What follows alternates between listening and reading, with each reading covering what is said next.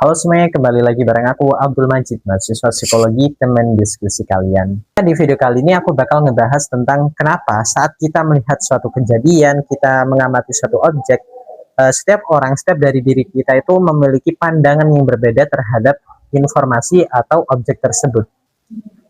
Yang tentunya hal ini tuh mungkin masih menjadi misteri ya bagi beberapa orang di antara kita, kayak kenapa ya bendanya itu satu, informasinya satu, tapi pendapat yang kita ungkapkan itu setiap orang itu berbeda-beda. Dan di video kali ini aku bakal ngejelasin dua alasan kenapa manusia itu memiliki perbedaan dalam mempersepsikan sesuatu. Jadi teman-teman, semua hal ini tuh terjadi karena satu hal, yaitu karena adanya faktor individu. Yang dari faktor individu ini sendiri itu terbagi menjadi dua, teman-teman.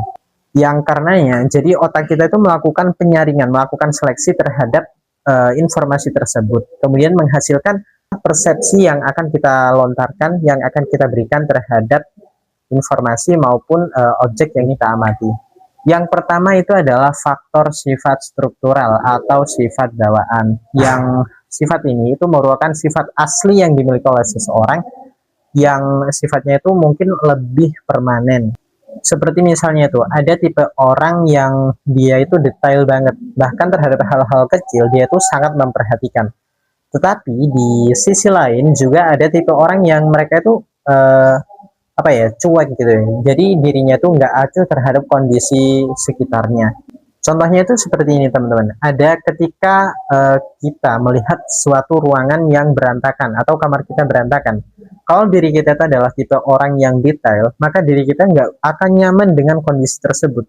Dan secepatnya melakukan, istilahnya itu melakukan tindakan untuk memperbaiki kondisi tersebut.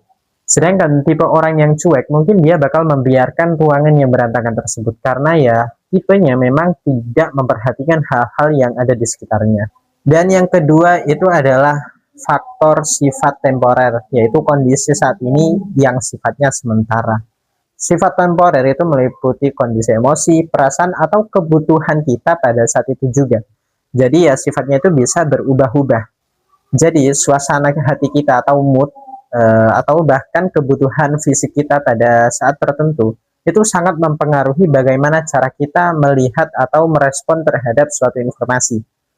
Misalnya itu kalau diri kita itu sedang marah, maka kita bakal mudah untuk tersinggung, mudah tersulut untuk melakukan hal-hal anarkis lainnya.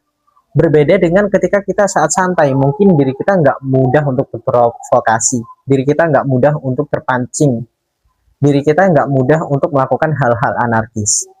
Atau contoh lainnya itu saat kita lapar misalnya, teman-teman. Mungkin kalau kita sedang lapar ya, otak kita itu kayak tujuannya itu hanya makan, makan, dan makan.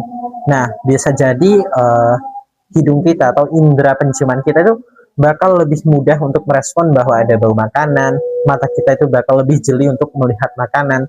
Berbeda saat kita kenyang, mungkin kita tidak menghiraukan walaupun ada bau makanan, kita mungkin nggak menyadarinya, atau bahkan kita juga nggak berfokus pada makanan. Dua faktor itulah yang menentukan atau yang mempengaruhi bagaimana seseorang, bagaimana diri kita itu mempersepsikan atau memandang suatu informasi maupun objek. Jadi kesimpulannya teman-teman, persepsi yang kita miliki itu bukan hasil dari apa yang ada di luar sana, apa yang kita amati, melainkan hal tersebut itu merupakan pengaruh dari diri kita sendiri, entah itu faktor struktural maupun faktor temporal itu tadi. Oke teman-teman, aku harap kita udah menemukan jawabannya kenapa diri kita itu memiliki cara pandang yang berbeda terhadap satu informasi. Ya, alasannya dua itu tadi. Dan tulis pendapat atau saran kalian di kolom komentar. Aku Abdul Majid, sampai jumpa di video selanjutnya.